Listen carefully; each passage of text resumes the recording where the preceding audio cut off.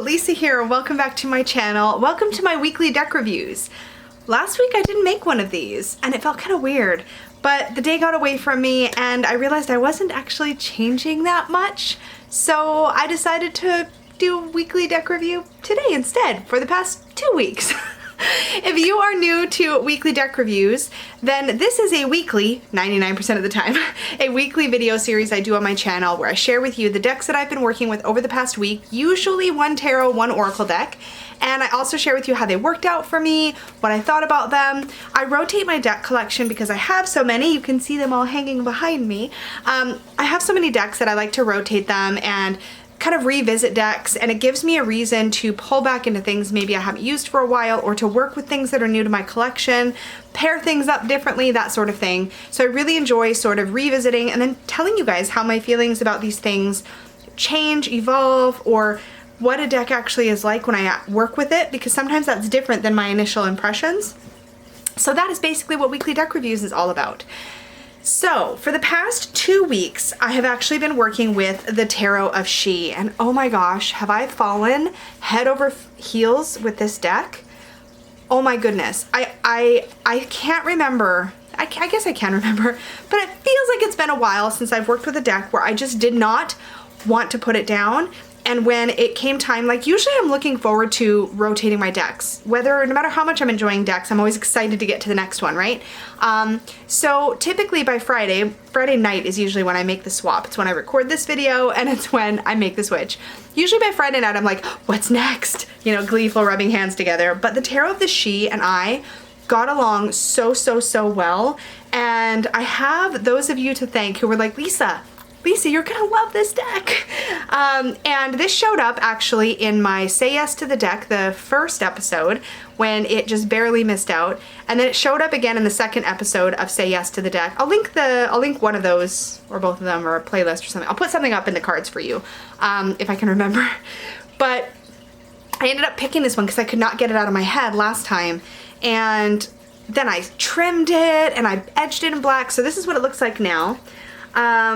This deck, you guys, first of all, the images, there's something very wild and magical and naturey. This deck feels like to me what people sometimes describe their experience, or how some people describe their experience with the Wildwood Tarot, where it just feels connects them to the earth and to nature. That's what this deck feels like to me. And I think it's because, I don't even want to like show you the images. I want to just look at them myself. I need to get some feedback from you guys, because I've been thinking about doing maybe sometimes doing these weekly deck reviews from the top down, so that I can see the cards as I show them to you. But I really, first of all, okay, so anyways, I'm sidetracking. I love this deck so much, but I find the images to be super potent. This Page of Cups though, I think they're called Dancers, the cups. Gift of expression. This could not be any more perfect, this Page of Cups depiction. It's one of my signifiers or significators, so, but there's something about this. And what's interesting is that objectively the way this art is done wouldn't be something I think I would normally gravitate to as something like, yes, that's the kind of art I love, but I love it so much. I love it so much. The cards are so expressive. The keywords are absolutely, I think, brilliant. The minors, the majors, and I absolutely love the way the courts are depicted, because they're given titles like the Gift of Courage for the Warrior Princess, which is the Page of Wands, the Gift of Truth for the Queen of Cups. Is this Cups? No, Dancers? No, yeah, Queen of Cups, Gift of Truth. Gift of Wisdom for the King of Cups. A lot of my quartz are still clumped up because I use them in filming and prepping for my tarot memoirs, court card videos. Gift of Reason for the Queen of Swords. So spot on. I mean, it's just, they're so good. And this is definitely one of my favorite tower depictions of all time, showing the self and the way the self is sort of exploding and all these pieces of the self are falling away or being exploded away. It so perfectly illustrates how I view the tower, and I talked about this card actually quite a bit in the last episode of 3 Fat Readers, or the last live stream that we did at 3 Fat Readers. So I will try to remember to link that also up in the cards or in the description box down below. But if I forget, if you go to my channel and you just look at the homepage and scroll down, you'll see all the 3 Fat Readers chats. But we actually did a whole chat about the Tower card and Tower times and like what we do, how we interpret the Tower and the things that we do to cope. Anyway, this was one of the ones that I talked about. I love this depiction so much because for me, towers do kind of obliterate the self. They sort of break you down, and I just, oh man, this deck. I could talk about this deck on and on and on. I haven't been this excited about how a deck read for me in, I would say, quite a while. I mean, I might be making that up, who knows? Maybe 3 deck reviews ago I said the same thing, but I just feel, I feel very particularly bonded to this deck, and it's definitely gonna be hanging on my favorites rack. I have sort of a system for the wall hanging decks that you see behind me, where I have like a section for favorites, I have a section for Oracle, a section for Tarot. Anyway, this is going up on the favorites because I literally don't want to put it down. And I will also say that I have had a spectacular time with this little white book. The guidebook for the Tarot of the Sidhe is so good. It's little, I mean, but it's so potent. It's only, okay, so it's 95 pages. And through the minors, what you get are these little poems. And what I think is really cool about these, they're just like a little 4-line poem. So for Maker 10, which is the 10 of Pentacles, it says, "The crown was forged by Maker King, and to him fortune's gifts we bring. For all will flourish in this land under our noble leader's hand." When I read these, they literally sound like a spell. They literally sound, there's something about the rhythm and the balance to the way these are written that they literally sound like words of power, and I love that so much. I'm actually kind of disappointed that those poems aren't in the majors. Now the majors have a lot more information, and the information is juicy and it's good, but I kind of miss not having those little 4-line poems. I used the crap out of this deck over the last 2 weeks, and there was not a situation that came up that this deck did not serve me very well, and I got some incredible readings. Loved this deck. Could not recommend enough. This is a mass market deck. I will have a link to it down below. I think it's available on like Amazon and stuff like that. Don't sleep on this, because I don't know when this came out. I think it came out, it's a Schiffer Publishing deck, and I think it was oh my goodness, this is copyright 2010. I don't know if this will ever go out of print. I hope not. But it's kicked around for quite a while. I mean, it doesn't seem like that long, right? It's 10 years, but at the same time, 10 years for a deck to still be currently available these days just kind of feels long. So if you're attracted to this, I would say don't sleep on it. Anyway, I did trim the sides of the borders, and I trimmed a little bit off the top and a little bit off the bottom.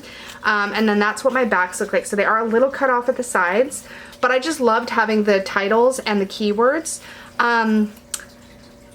Yeah, I really like these. I just can't stop looking at them. This is not gonna make a good video if I'm just like looking down, looking at my own cards. I'm not kidding. In case it doesn't show, I really liked this deck. This is like that like really deeply witchy, pagan-y, earthy, magic-y kind of deck that I've been sort of not knowing I was looking for. Do you know what I mean? Some people talk about like the Green Witch Tarot like this, or the Wildwood Tarot like this, or the original Greenwood Tarot like this. Who else? What else have I heard people say about like decks that give this feeling? I don't know. And it could be because I do feel somewhat of a connection to Fae. Not the way that I think others might. Like, it's not a critical part of my practice, but man, this deck, along with the other deck I'm about to talk about, just made me feel so connected to universal collective consciousness and energy, and I clearly can't shut up about it. So that should give you a good idea about how I feel. So the first week that I worked with the Tarot of the Sidhe, I worked with Brian Froud's Fairies Oracle. Now, I've had this copy for a very long time, and sorry, there is like a little yellow bird that has been hanging around outside, and I thought I just saw him. My window is like right here. Anyway, I've had this copy of this deck since, oh man, what's the copyright on the book? Because I feel like I got it I probably talked about this already, but I can't help myself. And also I can't remember. So this is copyright 2000, so that's probably about right. So I probably got it 2000, 2001, maybe. So this particular copy, kicking around a long time, it's pretty thin cardstock. There are like 70, I feel like there's like 70 or 80 cards, but it's like thin, like one of those 90s tarot decks. It's like that kind of cardstock. Does it say how many cards? 60, oh, maybe 60s, somewhere in the 60s. Yeah, like 65. But it's still pretty thin. They shuffle beautifully. I do have one card in here that I almost always spot. Yeah, here it is. Where for some reason it's like weirdly worn, or it's like an error on the card. I don't know, but it's like white there, but it feels coated like everything else. So I don't know, maybe it got wet and got damaged. I don't know. Like I said, I've had this deck a long time. Weirdly, this deck, anytime I haven't worked with this deck or wanted to work with this deck in years. And in fact, this was one of those decks where I was like, I kind of want to get rid of it. Like I kind of wanted to trade it or sell it or something, but it's still available in the mass market. There wasn't much point. And then I was thinking, well, I really like Brian Froud's artwork. And then I worked with it, with the Tarot of the Sidhe. And every thing I could remember that I didn't like about it, I suddenly didn't mind about it. And everything I felt kind of meh about before, I suddenly loved. And this deck, you guys, with the Tarot of the Sidhe, was such a potent, incredible combination. Okay, anyway, I have edged these in kind of a sandy color to sort of match this shade here on the borders. So that's not how they normally look. They're normally whiter than that.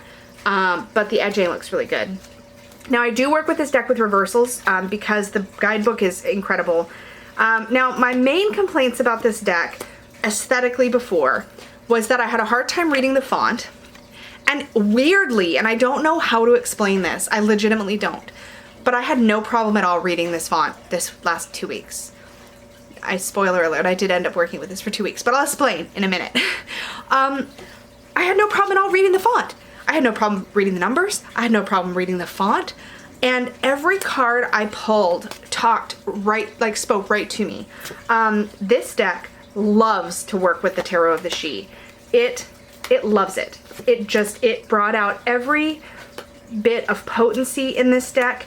And I had some incredible synchronicities. Like if you haven't seen this deck has been around forever. Well, since 2000, which I guess is not forever, but that is 20 years. That's a long time. And this deck, there's a reason that I never rehomed this deck and that I kept it in spite of everything. Oh, it is in here. I thought so. And one of these cards, this one, I specifically remember, card 0, because it's just blank, and it says Fairy Guide on it. Because I still remember a reading I gave for somebody, one of the first readings I ever gave when I was using Oracle cards for readings before I would even read with tarot. And this particular friend of mine kept asking the same question and getting the same answers. And then one day she asked me again to do the same reading, like the same question. And this was the first card I pulled, and I was like, just no. Like, just no. You have to accept the answer you're given at this point, I think. It was just kind of funny, so it's super memorable, and this was the deck it happened with. There was something really special about the way I bonded with this deck this week, and considering it's one of the decks I've had in my collection for the longest time, again, since like I was this little baby witch, I've had this deck, and never ever bonded with it. Like, no problem at all reading this font. All of a sudden, even the weird words, I cannot explain it. It's almost like this deck just waited for me to be ready to work with it. And I know how woo that sounds, and I'm okay with it because it was such an incredible experience. In fact, I'll even share with you. So this is my tarot journal. And what I do every day, if you haven't seen it yet on my channel, I have a whole video where I show you my system. But basically, I take pictures every day when I do my daily draws, right? Like I take pictures with my camera, duh. I take pictures with my phone, and I use a little photo printer that prints out on sticker paper, and I stick my pictures of my card pulls in my journal, and I write about them. Well, this week, or the first week actually, when I was working with the Tarot of the Sidhe, so not this past week, but the week before, one of the first card combinations that I pulled, where is it? This happened a couple times. absolutely incredible. Where is it? Oh my god, it was so amazing. Is it the very first day? I really need to find this exact example. It was so dang potent. Okay, well, one of them, I'll share with you one of them. So one of them I had pulled in the Tarot of the She Maker 2, which is the card Responsibility.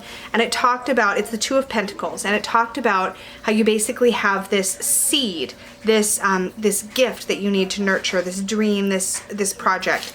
And in the Tarot of the She, I got a card, and in the guidebook it literally said the exact same thing. Like literally it said you have a seed. Like seed was a word that was showing up in both guidebooks. Like it's not even something where I'm looking at them and I'm like, these two cards line up. Like I was getting messages where the same wording would appear in both. Yeah, this is the one. Gift. Okay, so I put wow. One day, and I actually got a reading from on her channel from Sadhna. I keep wanting to say integrative, but it's integrative healing with Sadhna. She does free readings on her channel on occasion. She takes donation, that sort of thing. And I was on her channel. I just happened to stumble into one of her lives, and it was the day that I got this reading for myself. And basically the reading was about specifically the gift of courage. And this was what was so crazy, is that I drew the Tarot of the She card, Warrior Princess Gift of Courage, which is the Page of Wands, but the subtitle, the keywords were Gift of Courage. And then in the Fairies Oracle, this one, I got a card that literally the title of the card was The Singer of Courage. And in the guidebook, it specifically said, in fact, I even wrote it down, it's time to accept the gift of courage. In 20 plus years of working with cards, I have never ever had that kind of synchronicity. And it happened multiple times throughout the last 2 weeks working with this deck alongside the Tarot of the She, where the two were clearly speaking the exact same language. And like even mathematically, I don't understand how that's even possible. Like that you could have 65 of these cards and 78 of those cards, and you shuffle, shuffle, shuffle, and you pull one of those and one of those. What are the odds? Like it's astronomical to think of the odds that you would literally get two cards both specifically saying courage on them, and both specifically talking about the gift of courage. Whew. Anyway, it was so potent that like I said, that when I went to Sadhna's channel, I asked her for like a quick reading on what do I need to know about the gift of courage, because it was huge. And I've got some theories and feelings about that, which I may talk about in a future video, but I'm pretty sure I understand what it's all about now. But it was so intense. And like I said, it happened multiple times, and I'm very wordy in today's weekly deck review. This is going to be a long one. Because we're 17 minutes in. And yeah, anyway. So normally what would happen is after a week, I would rotate out my decks and I would pick a new tarot and a new oracle. But after having experiences like that, when Friday came along last week, I was like, I'm not ready to put down the Tarot of the She. So how about, and I think I kind of knew this in advance that I might want to do this. Sorry, I just need to make sure my phone isn't gonna ding. I had decided that, okay, first of all, here's what the guidebook looks like for Brian Froud's Fairy Oracle. Now this is the one with Brian Froud, and text is by Jessica Macbeth. This book is so good. The messages in here were so spot on. They were so poignant. There was so much good stuff in here. There's upright and reversed meanings, and there's a lot of information about both. There's a lot of sort of channeled type information about the fairies themselves that you see and encounter in this deck. And interestingly, if you watch my previous weekly deck review video, you'll hear me say that I felt kind of meh about this one, and that I was actually more excited to work with the second deck, which used to be my favorite, which is the Heart of Fairy, Brian and Wendy Froud. And Brian Froud did this with his wife, Wendy Froud, and she did the book, most of the book as far as I understand it. So Friday night I decided, okay, I'm going to switch out Fairies Oracle for Heart of Fairy Oracle, and I'm probably going to have like just as good of an experience, and maybe even better, because I love this deck so much more. And do you know what? This deck and I were like, it was like a complete stranger. It's as if this deck and I were now super bonded, and this deck and I, which I'll show you the actual cards, that's the book, could not get along. This one's out of print. I just smacked myself in the face with the strings. I'm very worked up because I had very powerful experiences this last week. Anyway, I pulled this deck out for a day, and I was like, nope, I need the original. Now, I'll point out, cardstock wise, this one's a little nicer, I feel like it feels a little bit sturdier. I love the backings. I think they're so much prettier. And I actually really prefer the layout of these where they're sort of borderless on the sides. The text is so much clearer and more easy to read. But I just couldn't with this deck.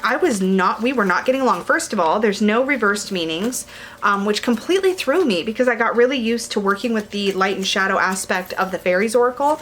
And so moving into this one and having there be no predefined sort of reversed messages or meanings come in the guidebook. And this is one of those decks where I want to work with it with the guidebook. It's just how I enjoy connecting with it and working with it. It's kind of like I trust the creators of this deck and their relationship with Fae.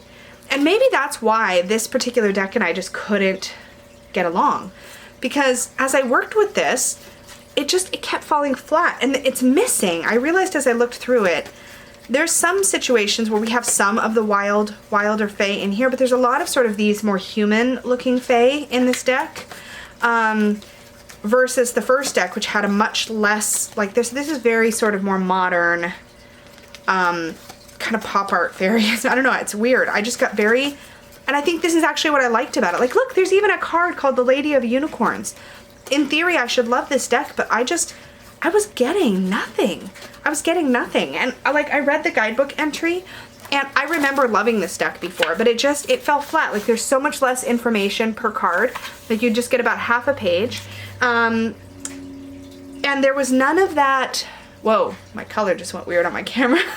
But there was none of that like depth and wildness that I'd grown to just love and appreciate about this deck.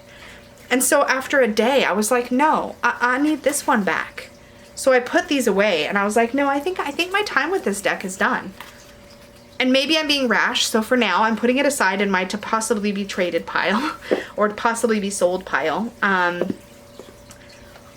Because I don't necessarily think this one is for me. Now maybe it was that there was a time in my life when I needed this gentler, more accessible approach, and maybe I wasn't ready for the wildness, and that kind of makes sense. I'm apparently philosophizing now.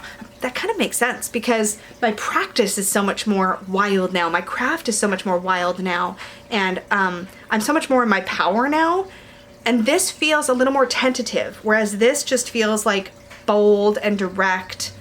Yeah. So I have a lot of thoughts about these, but I had an incredible experience with the Fairies Oracle, and I partnered with the Tarot of the She. These were so good. Okay, I'm gonna try to rein it in a little bit. Okay, guidebook, so good, and look how meaty. Like, even this one is like 200 some odd pages, and this one is 136. So it's about a 70-page difference between the two books. So you do get, it is quite a difference as far as information, substance. I feel like there is a lot more in this original. And I think they're both beautiful, but yeah, I don't think it's for me. Which was really interesting to find out. Anyway, okay. The reading cloths that I've been using to work with my fairy decks is I've been using this side of this really pretty autumn cloth, but I really like this sort of woody, sort of muddy looking side behind the cards most of the time. And then I swapped out and started using this. I love this like sort of pavement stone looking cloth. So I switched out to this one. I think I'm just going to keep working with this one for a little while longer.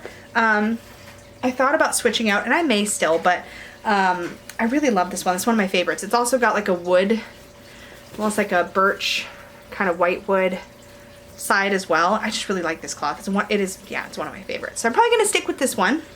If you don't know, all of my cloths are made by my wife Peggy, who has a really amazing Etsy shop that is currently on hold because the world is crazy right now, but it will be back and it will be amazing. Anyway, let's talk about what I'm going to work with next week while I still have a couple minutes left before I have to splice this and edit it, which you know I don't want to do. So next week, I'm going to give myself a breather from all the crazy wildness, and I am going to be working with the Playful Heart Tarot. I am so excited. So this deck was very generously gifted to me by the creator. I do have a full walkthrough of this deck up on my channel, and the quality of this deck is so good. I already love it. I have very positive feelings about it, but I have not yet used it for readings. It comes in a really nice little tuck box it feels exactly like, it's even got a seal. It feels exactly like, and I think somebody confirmed for me that this is the same company that did that prints the Pagan Otherworlds tarot deck. Same kind of high quality linen finish, really, really beautiful. Love the backings. If you haven't seen the Playful Heart, it's a very, it's a really, really beautifully created deck. And while it has sort of a cute quality to the artwork, and a very inner child sort of playful vibe, there's a lot going on in these cards, and the depth of emotion that these show is really, really potent. So I'm really looking forward to actually reading with them and see how we get along. I think I actually may keep them out of their box for the week because I already have a really pretty peggy bag to keep them in, and I feel like I don't want to be fighting with the box. So I think I'm going to put the box away somewhere safe and just work with them in the bag. And the Oracle deck I'm going to be working with beside them is the When My Soul Whispered Oracle cards. I pulled these two decks out side by side and I did some flip throughs just to see what I thought of how they look together, and they look really good together. And the simplicity of the artwork on this one is going to go really well with the Playful Heart Tarot. I think they're actually also both watercolor. It's just this one has a lot more white space. I do also have a full unboxing and flip through walkthrough of this deck. It was a Kickstarter I backed last year. It's absolutely beautiful, and it's got that rose petal finish, which I adore. Not everybody does.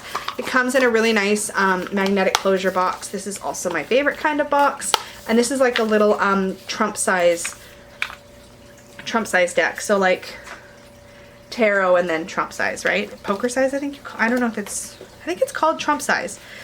In any case, I'm very excited to play with these, so this is what I'm going to be working with next week. So I will definitely let you guys know how I get along with these decks and keep you posted. Watch for my weekly deck review next week, and that's it for now. Remember to like, share, subscribe, hit the little bell so you get notifications, and click the all, because YouTube will decide which notifications you want and which notifications you don't want if you don't tell it you want all of them. And I do sometimes go live somewhat spontaneously. I also tend to do pretty good job of announcing when I'm going to be live in the Supportive Tarot Facebook group, so that's another way to stay in the loop. And remember that if you want to get a reading from me, you can book that over at supportivetarot.com. Thanks guys, and I'll talk to you later.